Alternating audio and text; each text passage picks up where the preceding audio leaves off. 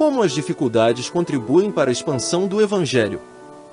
Carta de Paulo aos Filipenses capítulo 1. Comentário de Mário Persona.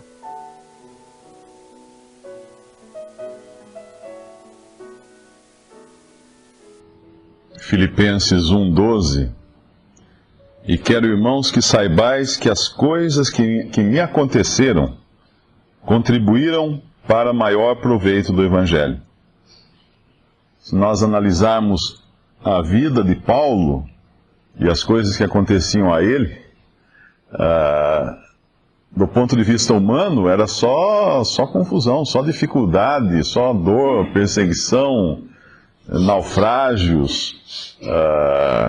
Ele apanhava, era açoitado, era perseguido, precisou descer pela muralha num cesto. Assim era a vida dele. Claro que devia ter os bons momentos, né? Mas o final da vida de Paulo foi ser morto. Ele foi executado. Acredita-se que com 40 e poucos anos, alguma coisa assim. O que acontecia com tudo isso? Qual era o objetivo de tudo isso? As coisas que me aconteceram contribuíram para maior proveito do Evangelho. Eu estava tentando lembrar um versículo. Todas as coisas concorrem juntamente. Romanos 8:28. Romanos 8, versículo 28. E sabemos que todas as coisas contribuem juntamente para o bem daqueles que amam a Deus, daqueles que são chamados por seu decreto. Existem os dois lados.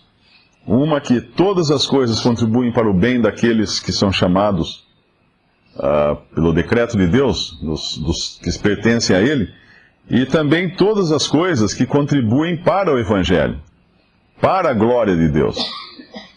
E o detalhe naquela passagem de Romanos é que todas as coisas contribuem juntamente.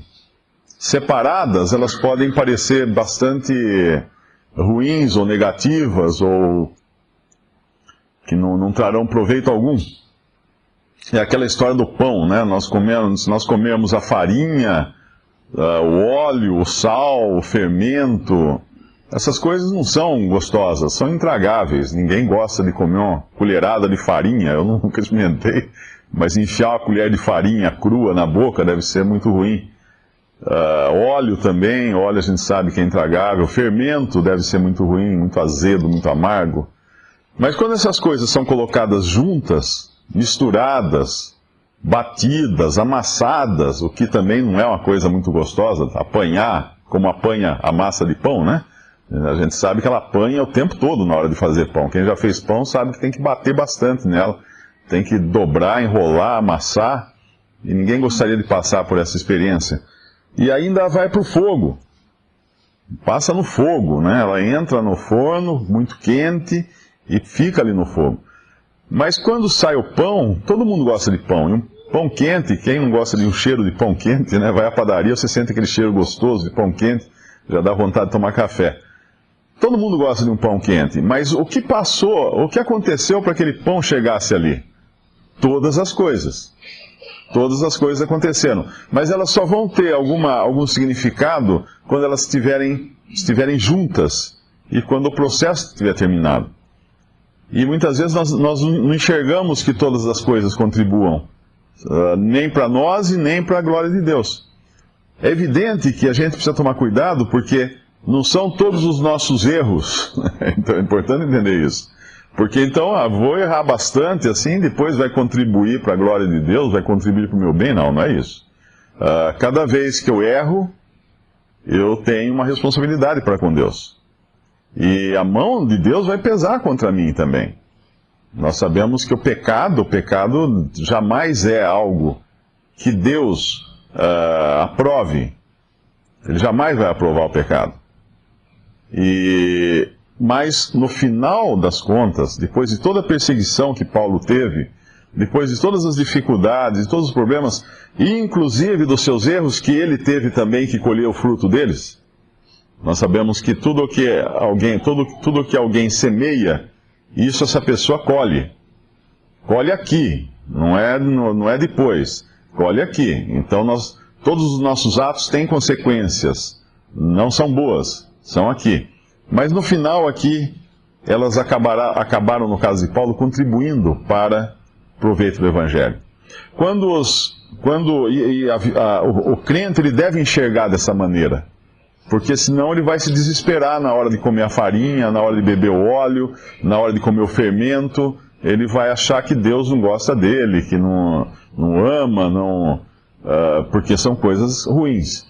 Quando os irmãos de José o venderam e ele foi para no Egito, passou muito sofrimento, muita tribulação, e no final José reconhece que Deus tinha a sua mão sobre tudo aquilo. Deus era soberano em tudo aquilo. Ele chega para os irmãos temerosos lá em Gênesis, muito temerosos do que José poderia fazer com eles agora para se vingar, mas José vira para eles e fala assim: vós intentastes mal contra mim, mas Deus transformou esse mal em bem. Essa é a maneira de Deus agir. Se por um lado as circunstâncias podem ser causadas por outros, e por outro lado por nós mesmos, e essas nós vamos também colher os frutos dela. E Paulo, por exemplo, ele não tinha feito o que o Senhor queria dele. Ele tinha ido para Jerusalém, né, me parece, que era quando não era para ir, alguma coisa assim, não me lembro bem as circunstâncias agora. Mas de qualquer maneira, no final ele sofreu pela escolha errada que ele fez, mas ao mesmo tempo Deus trouxe proveito disso. Então é sempre assim, Deus no final vai ganhar, não vai nunca perder. Nós sabemos que Cristo vai ter a primazia em tudo, Deus vai ter a palavra final em tudo. Na cruz, nós vemos o máximo em que pode chegar a derrota de um homem. Aquele que, sendo em forma de Deus, não usou como usurpação ser igual a Deus, mas desceu, se humilhou e até a morte de cruz. É o final, é o último ponto que pode chegar a derrota de um homem. E o que Deus fez da morte de Cristo na cruz? Transformou na maior obra que poderia existir, a obra de salvação, a obra para a glória de Deus. Tudo redundou em glória de Deus. Satanás devia estar muito contente quando viu aquele homem todo ensanguentado, pregado, morto ali, pendurado no madeiro, mas não durou muito o contentamento dele. Logo o Senhor estava ressuscitado, e mais à frente ele estaria glorificado nos céus. E assim é com tudo com respeito a Deus. Quando nós entendemos isso, nós podemos adotar essa visão de Paulo aqui, de que todas as coisas que me aconteceram contribuíram, sim, para o maior proveito do Evangelho.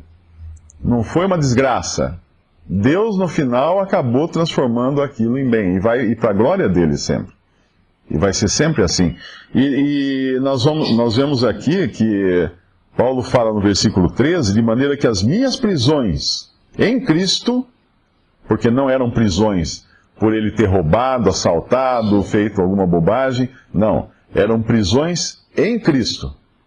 Foram manifestas, foram conhecidas por toda a guarda pretoriana e por todos os demais lugares. Como assim? A guarda pretoriana era a guarda pessoal do imperador. O palácio do imperador em Roma tinha uma guarda, eu não sei como é que chama isso hoje, não sei se é serviço secreto, alguma coisa assim, mas tinha uma guarda para proteger o imperador, proteger a família do imperador, proteger os empregados do imperador. Tudo que dizia respeito ao imperador e ao palácio era cuidado por essa guarda pretoriana. E os prisioneiros, muitas vezes, eram algemados a um guarda. Ou, pelo menos, ficavam na companhia de um guarda, ou guardados por um guarda o tempo todo. E nós podemos imaginar um guarda chegando para Paulo e falando: o que você fez, Paulo? Não, eu estou aqui porque eu preguei a Cristo. Mas quem é esse Cristo? E aí Paulo já tinha uma conversa com aquele guarda. Aí trocava o turno da guarda, vinha outro. O que você fez, Paulo, que você está aqui? Você roubou? Não. Matou? Não. O que você fez? Eu preguei a Cristo. Por isso que eu estou aqui. Mas quem é Cristo? Pronto.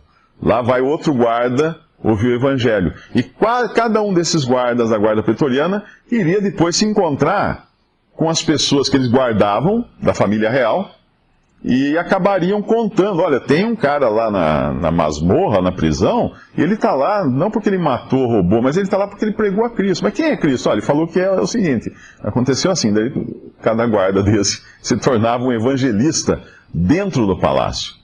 E quando nós vemos o resultado disso, lá em Romanos, a gente pode, eu acho que é no capítulo, tem um lugar que ele manda saudações, em algum lugar aqui, se eu não estou enganado, ele manda saudações para os da família, os da casa de César. Eu não me lembro se é Romanos ou é outro. Tem o versículo, eu não me lembro onde está. Mas, de qualquer maneira, isso nos leva a entender que na casa de César, o que era a casa de César? A família do imperador. César não era o nome de uma pessoa. César era como Kaiser, na Alemanha depois, era como Faraó, no Egito. César era o título do imperador. E na casa ou na família do imperador, muitos haviam se convertido. Como? Eles ouviram o evangelho.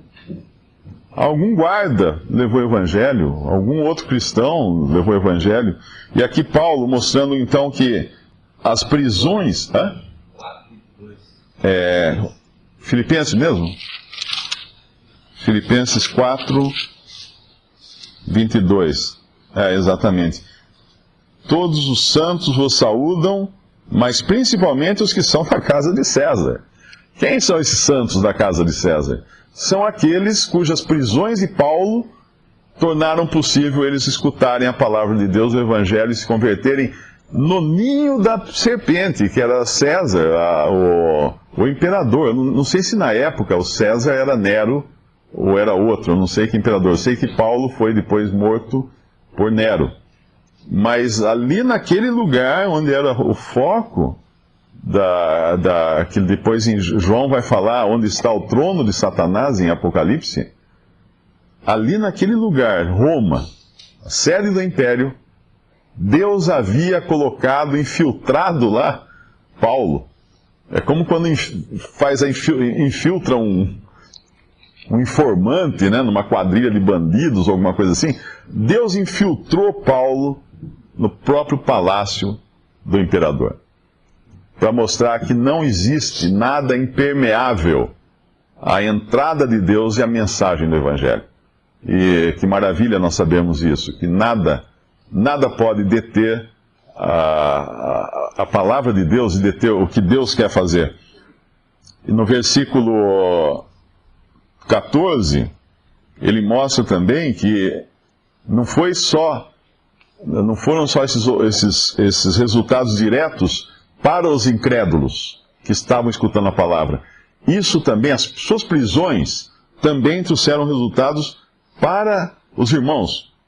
E muitos dos irmãos no Senhor, versículo 14, tomando ânimo com as minhas prisões, ousam falar a palavra mais confiadamente, sem temor.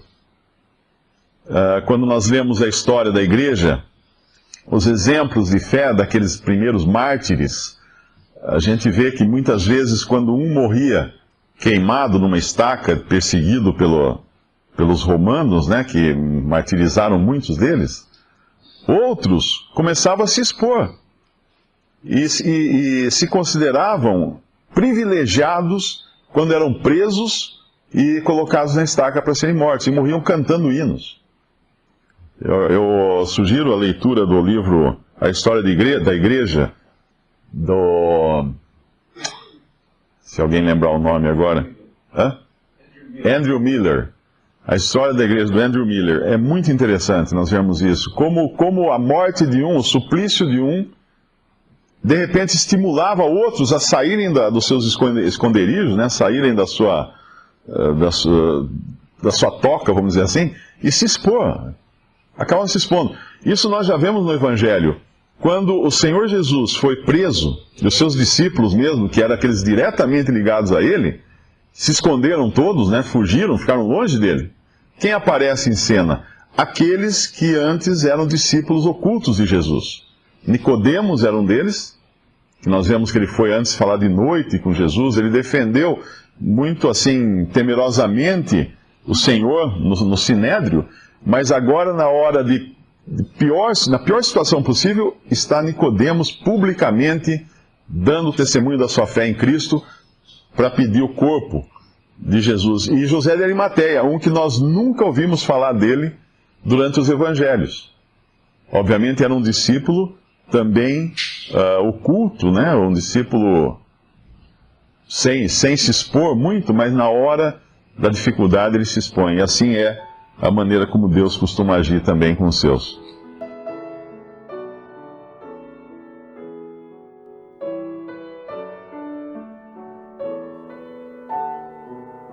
Visite Respondi.com.br.